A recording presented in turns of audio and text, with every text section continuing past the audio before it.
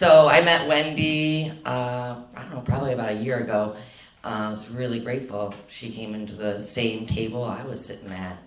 And I don't know, I'm honest. I don't like everybody when I meet them, but I like Wendy. I was like, this girl, I like, first of all, she works the program. And she's not perfect, but she shares about the trials and tribulations of life and how she gets through it. And in how she gets through it is in working the steps and working the program. And it's really a joy to be around her. She's an amazing human being.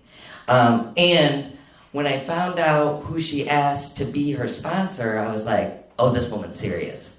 Now, I'm not her sponsor.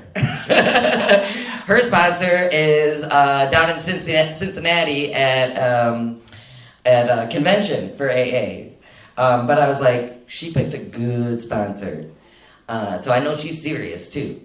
And her sponsor did want to share a few words, too, that I'm going to share with you. Wendy, for Wendy. Practicing these principles in all her affairs and maintaining conscious contact with her higher power are not just words on a page. I get to walk with her and witness her train her feet and develop her recovery muscles through everything that life throws at her.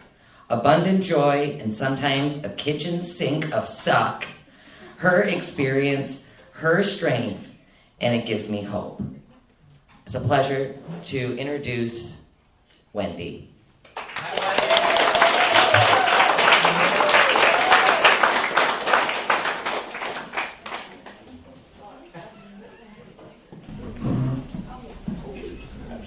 I did say, holy smokes. Hi, everybody. I'm an alcoholic, and my name is Wendy. Hi, Wendy. I'm going to turn this way because I'm not going to stand behind the podium. I was just telling those guys over there that I spent my whole life hiding, and for me, the podium is another place for me to hide. I'm not relying on crutches today, so I'm staying away. Pam, can you hear me? Are you good? Okay. All right. I'm just going to take a quick moment of silence to get myself centered, and then I'll tell you my story and how I ended up here.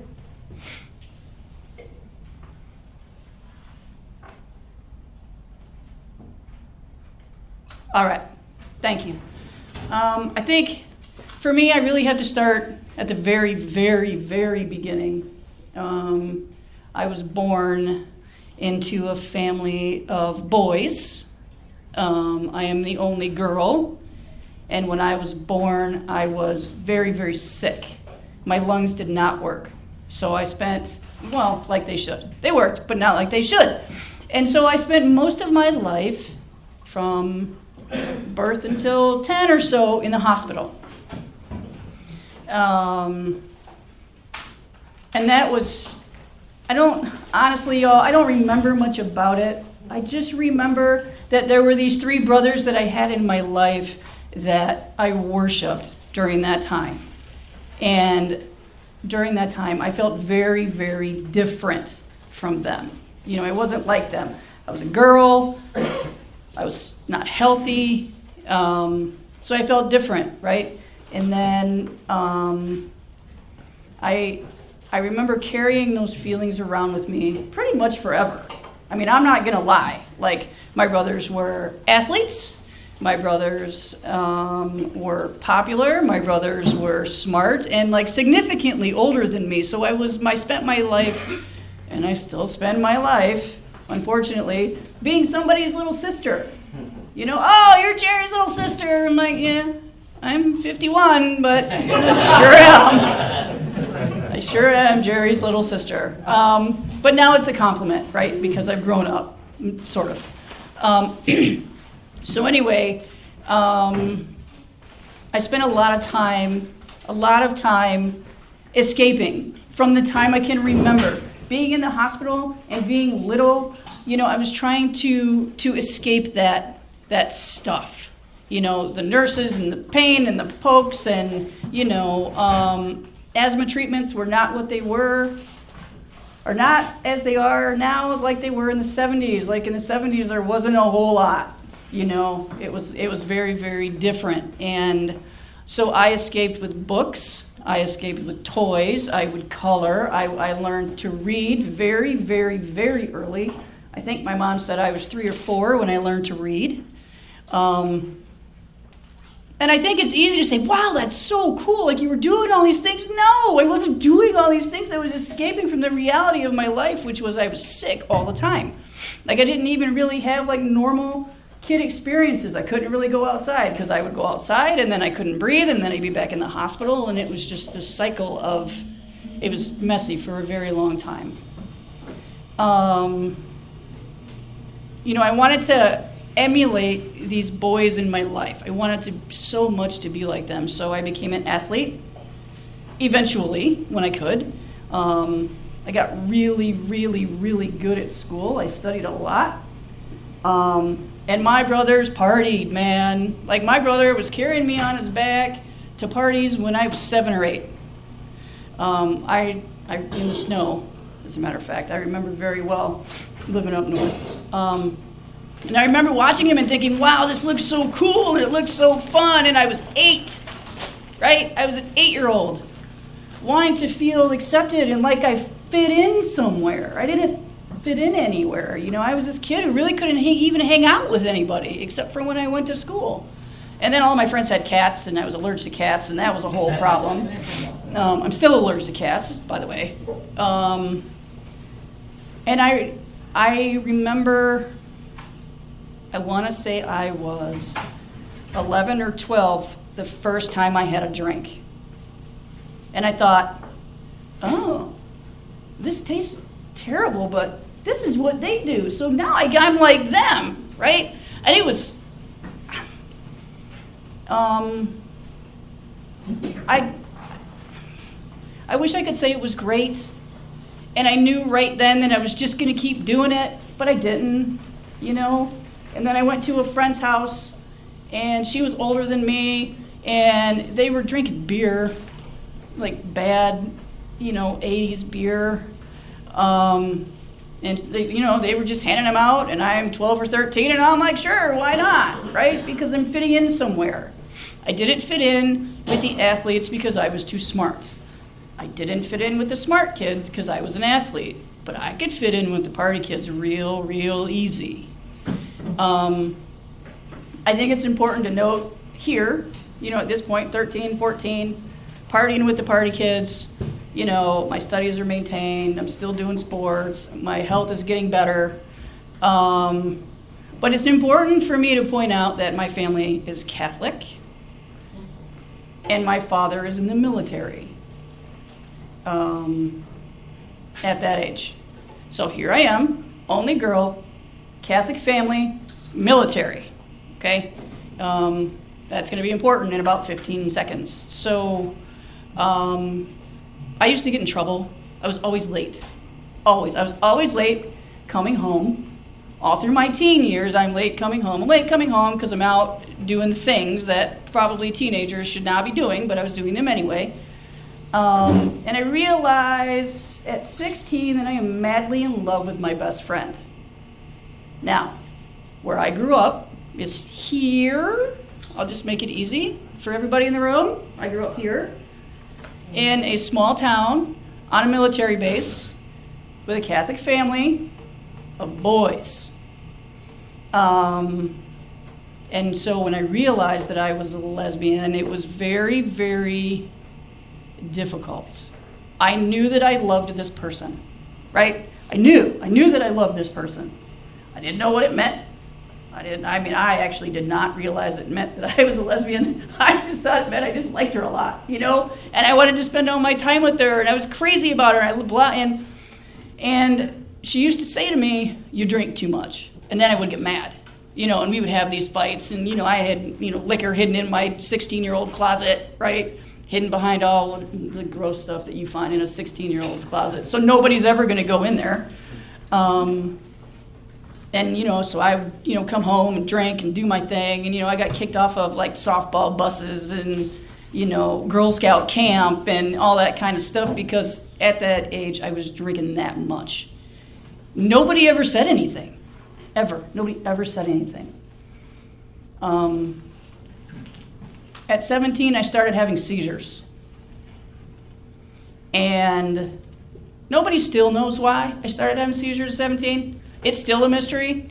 There's nothing wrong with my brain, necessarily. I just started having seizures out of the blue. I actually still have that diagnosis, but I haven't had one in quite a while. What I didn't know is that alcohol was making them worse. What nobody knew was that alcohol was making them worse. What I also knew was that the medication that they gave me made me feel really, really good. It made me feel nothing. I didn't have any feelings. It made me feel like alcohol made me feel, but it probably wasn't going to get me in trouble. Didn't smell like anything, like nobody knew that I was taking it, right? Now, I don't know that consciously I thought any of that, but I can look back on it now and be like, oh. It didn't work at all. And I was still seizing with alarming regularity until I was into my late teens when they figured out the right medication regimen. I say all of that to say I still felt different. I never felt like I fit in. I put on masks of, oh, Dolores looks cool. I'm going to hang out with her, and I would do everything I could do to be like Dolores. Because then maybe she would like me, right? Because I was lonely, and I did not like me. I thought something was inherently wrong with me, right? But if I could be like Dolores and Dolores would like me, then somehow that would improve who I was as a person, when really I hated myself anyway. You know, I did. I just hated myself anyway. You know, I hated the fact that I wasn't interested in boys. I hated the fact that my father said, you know, you need to end this relationship with this person. And I was like, no, because my father's approval was huge. I was a daddy's girl my whole life. Until the moment my father died, I was a daddy's girl. I think about him every day, actually. And he's part of the reason why I'm standing here, I'm not going to lie. So I totally derailed myself. Sorry. So anyways, seizures get controlled. I realized that now I have the opportunity to maybe get a job, maybe start my life, right? But I was also in these crazy relationships with these women that I was in. They were fueled with abuse and alcohol and insanity, you know. In the 90s, as a lesbian, bars were the place to go. It's different now, just because things are different now. Like, you don't have to hide obviously now as much unless you're in some places. But in the 90s, like, we went to bars, man, and we would get there, we would close them down, and then we'd go find somewhere else to go, and we'd end up going home with other people's people, and it was crazy, and we'd fight, and it was abusive, and that was my life. That was the cycle of my crazy, crazy life for a very long time. Until I found myself homeless and living in my car. And my family said, we're done. You have taken money and time. You've broken our hearts. You don't show up. You're completely unreliable for anything. Like, we're done. We're not helping you. We're not doing anything. I relied so much on my family. I would take and take because I thought that they owed me something. I was born different. I felt different. I had whatever it was I thought. My family owed me something. They didn't owe me anything. And so they went like this, and they were like, good luck. And so I was living in my car in like December. You know, I had walked away from the possibility of God at that time. When I was in college, I mean, somehow I managed to end up in college. Probably because my grades didn't suck. I was a roaring drunk, but my grades didn't suck, right? And so I went to college, right up the road here. And I thought maybe, because I was so miserable, alcohol was not fixing my problems. right? It just wasn't. I mean, I would not feel them for a period of time, but then I'd wake up the next day and there I was again, right? So I got involved with the church. I got involved with really evangelical college group. And I thought if they could pray the gay away, I'd be better. Right? I did. I firmly believed that I would be better. I could stand up here and quote Bible verses for 45 minutes if that's what you wanted me to do. And there was a moment where like they were like trying to cast demons out of me or something, as I remember it. And in that moment, I remember thinking, this is not for me, right? This is something I have failed at. This is not for me. I am unfixable. I am broken. I am whatever I am. But this is not going to work. So I'd gotten to a point where I did not acknowledge the existence of God at all. And I'm sleeping in my car. A couple years later, I'm sleeping in my car. I have nowhere to go. It's cold. I'm gross. And a friend of mine saw me where I was and said, hey, I have a friend who needs a roommate.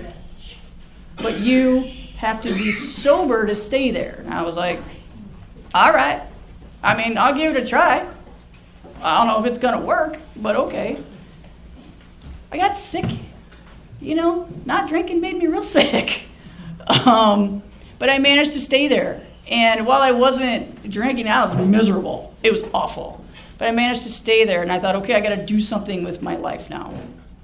And, I put together a little bit. I will not call it sobriety, because for me, sobriety sounds like recovery, and that was not what I was doing. I was crazy. I was gambling, spending money that wasn't even mine, because I was taking other people's money, having random sex with random people, other people's people, doing things that I never thought I would do.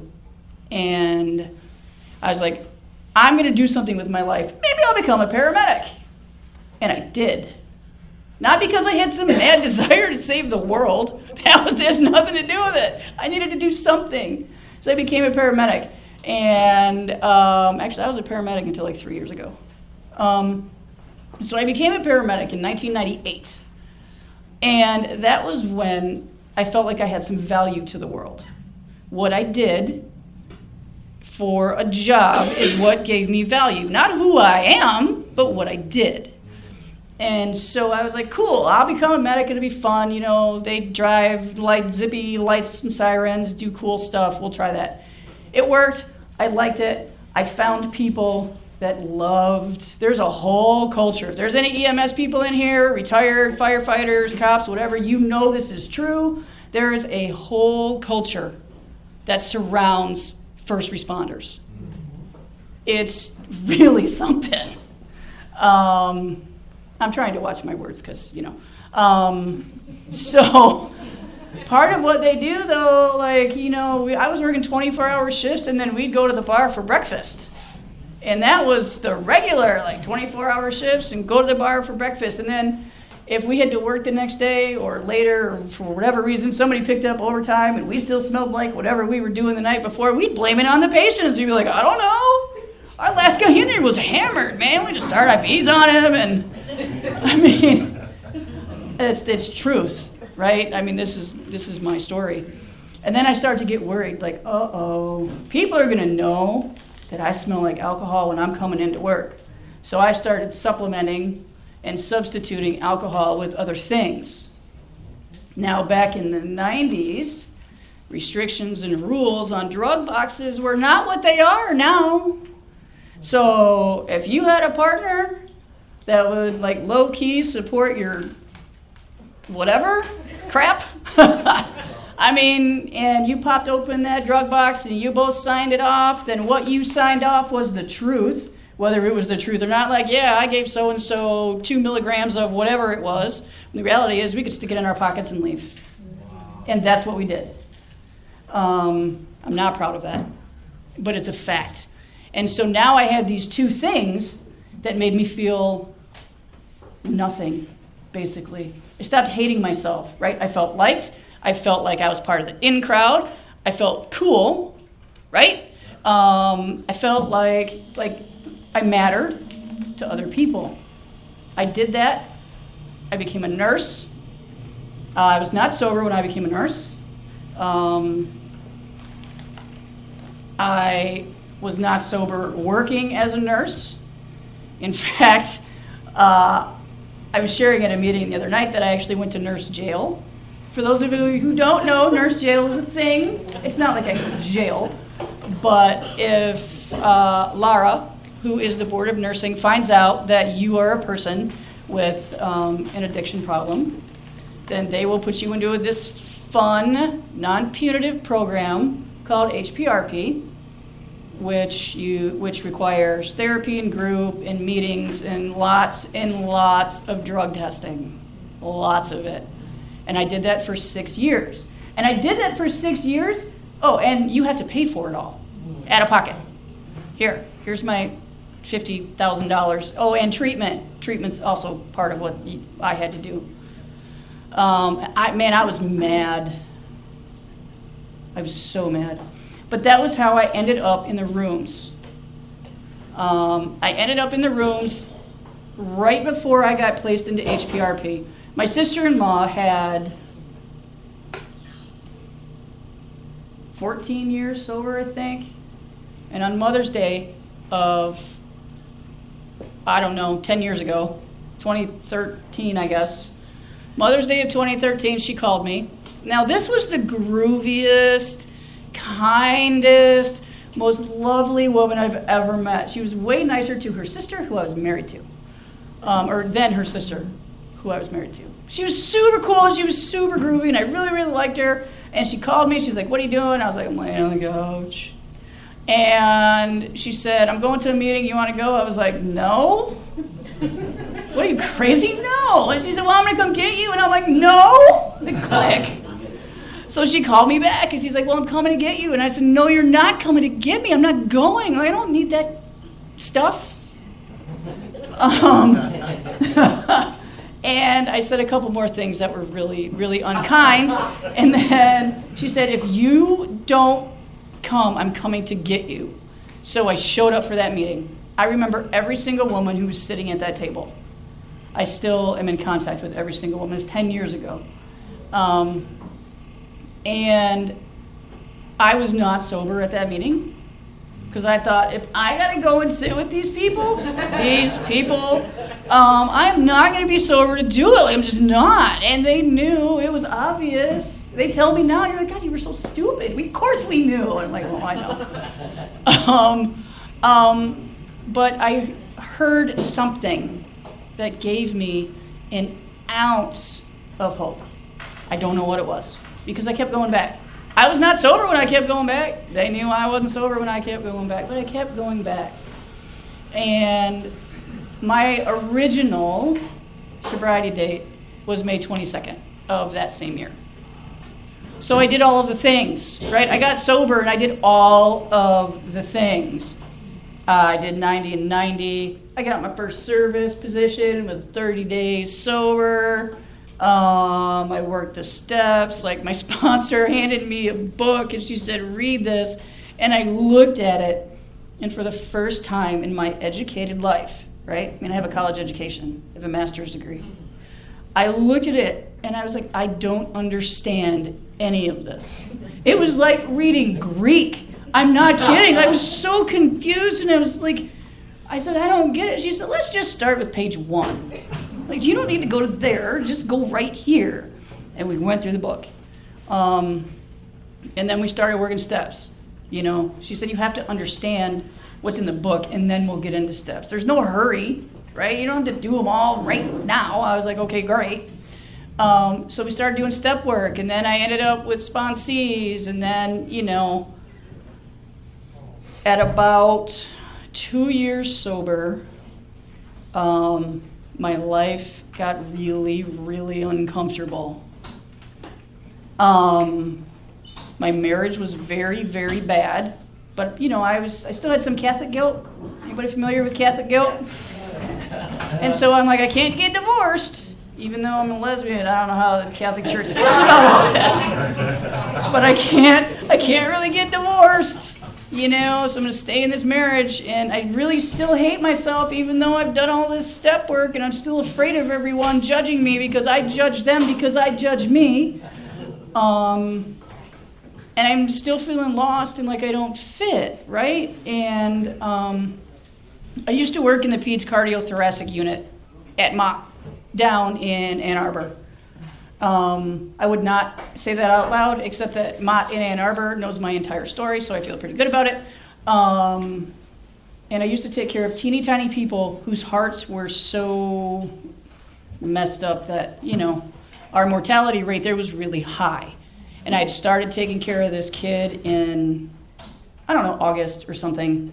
And in November, we realized she was dying and there was nothing else that we could do. And so I had been, birth to December. And so that was work, and it was getting really hard, and it was getting really heavy. And my program was really lacking. Like, I had stopped calling people.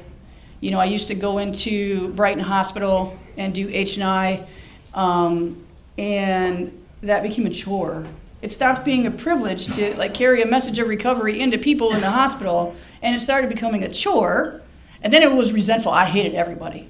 You were talking about me, and you were talking about me, and they were talking about me. And so I don't know if it was true. Probably was not true. But that was what I was thinking. Because I needed a reason to walk out of here, to drink and get high and do what I wanted to do. And that's exactly what I did with 2.5 years sober. I just walked out. And then I told my wife that I relapsed on our anniversary, because timing is everything. And I was very selfish and self-centered, and it's all about me, and I don't care about you. I don't care that I've been in recovery for 2.5 years. I still don't care about you. It's all about me. It's all about how I feel. It's all about my pain. It's all about my misery. It has nothing to do with anything with you, even though we're married, and we have been for an extended period of time by now. And then I called somebody who was not my sponsor.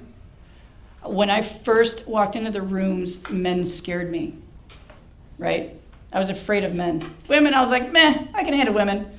You guys, I was like, no. But there was one man, his name was Brett. His name is Brett. In fact, I saw him last week.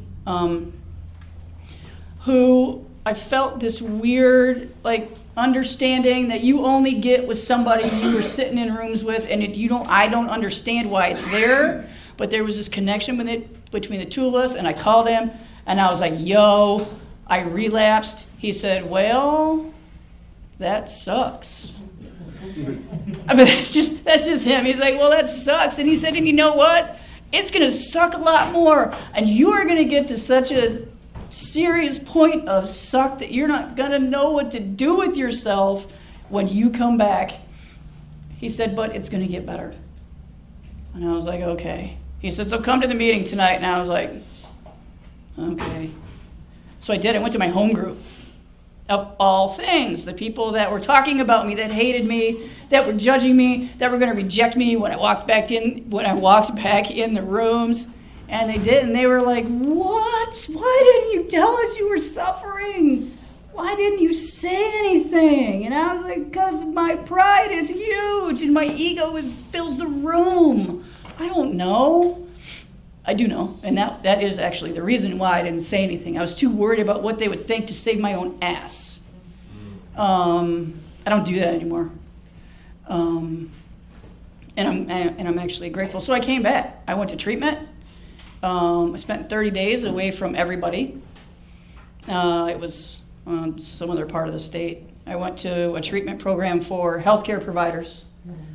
And while I was resentful about the fact that I was sent there by the state of Michigan, I was very angry at the state of Michigan.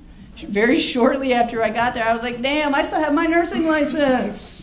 I'm not going to be, and I'm not in jail for what I did. And I could still be in jail for what I did. And that was, I got sober for the second time on January 10th of 2016. And I have been sober ever since.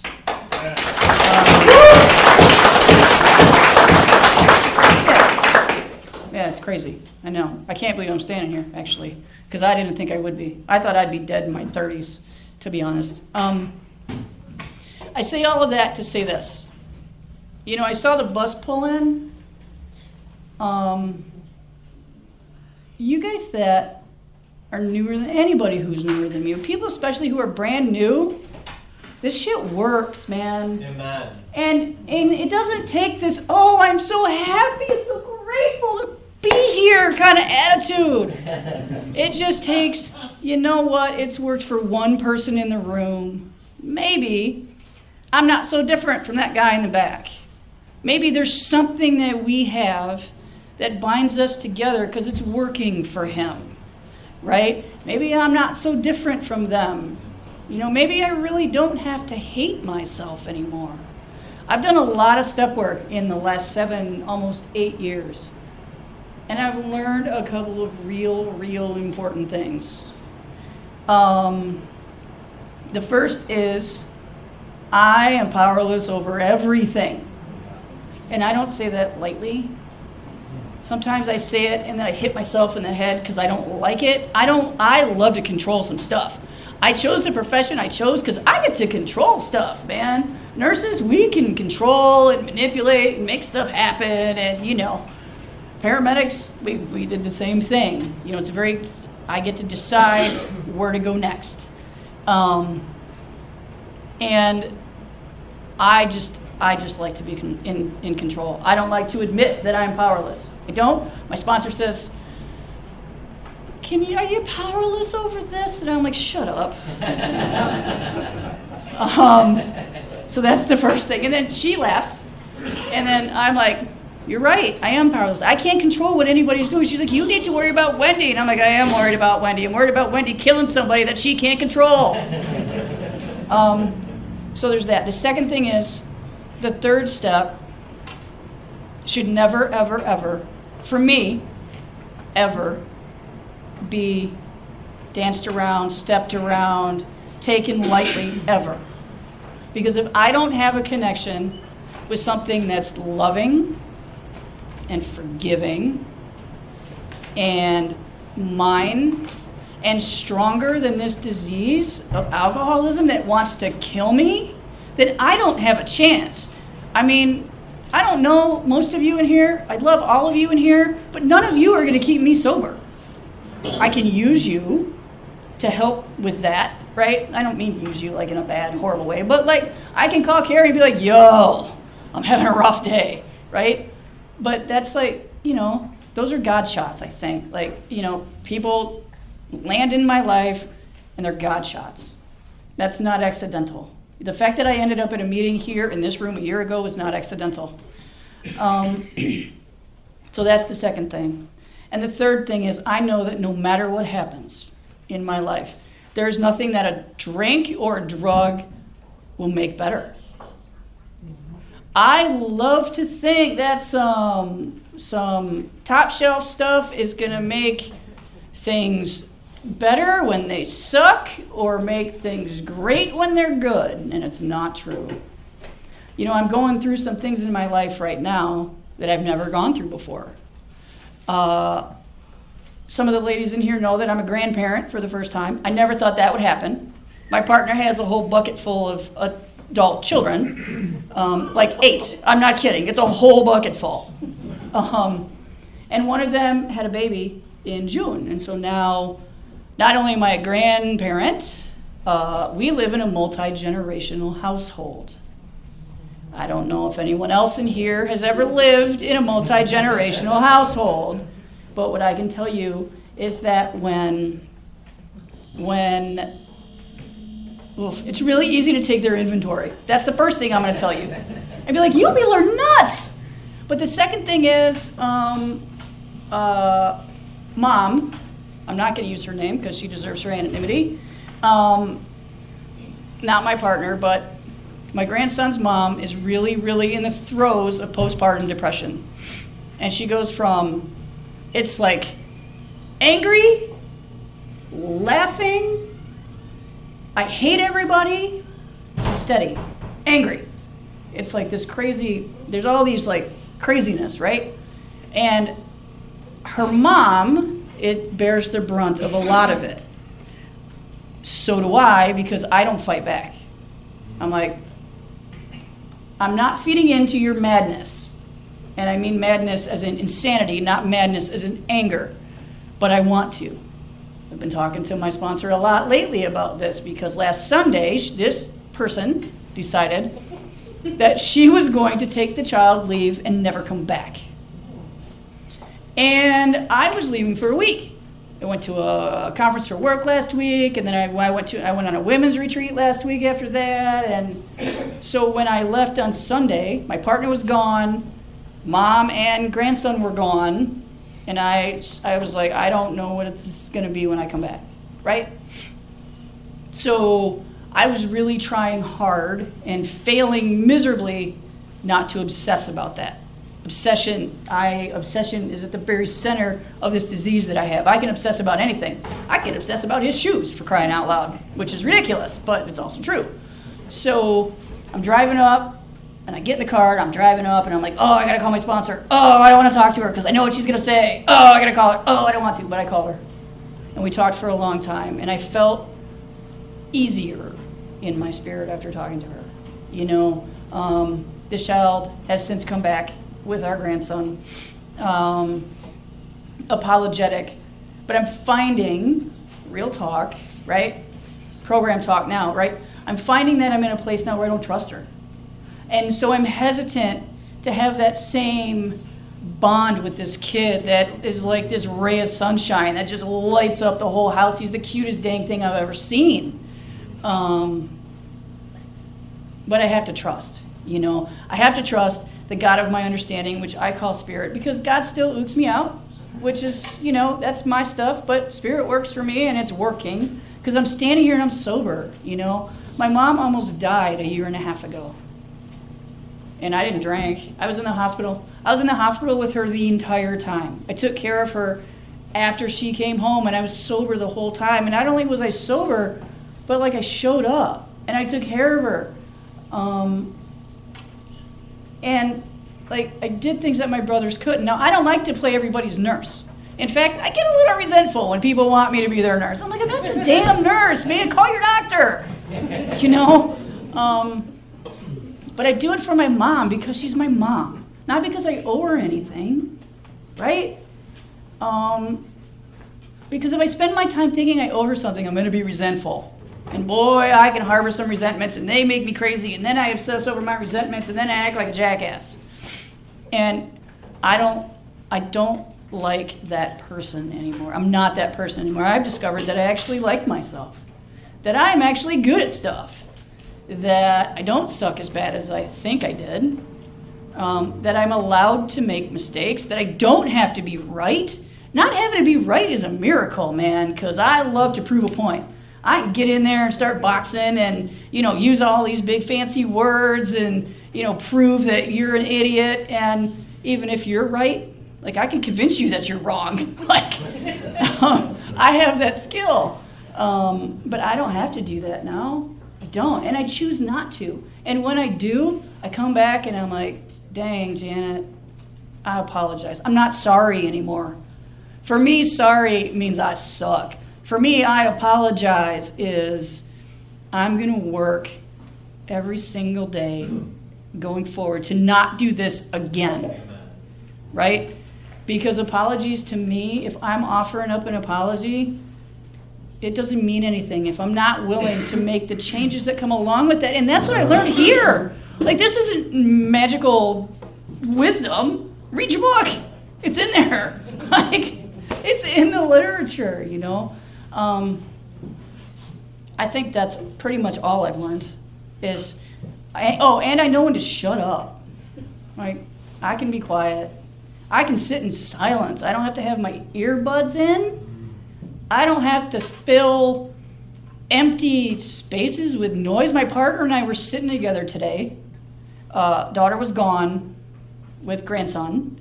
And we were just sitting in the living room today in absolute silence. And this was shortly before I left, and we both at the same time said, wow, we can do this. We don't have to fill up all of these spaces with noise and just crap, you know. That's serenity, man. That's peace, you know. If you're new, I know right now is awful. I'm not so far removed that I don't know that right now sucks. And everything hurts, whether it's physical or mental or emotional. I know that. But I promise, and more than I've ever promised anything to anybody ever, if you stick around, not because you're on paper, not because somebody made you go to rehab, not because you didn't have any other options, but if you stick around because you actually want a better way to live, the shit works and you'll find it. Yo, I've been divorced. I've had dogs die. I lost an apartment. My car almost got repossessed. I went to nurse jail, and I stayed sober. Like, my whole life unraveled like a country song, and I stayed sober the whole time. So I can do it. So can you, you know. So can anybody. So that's all I have.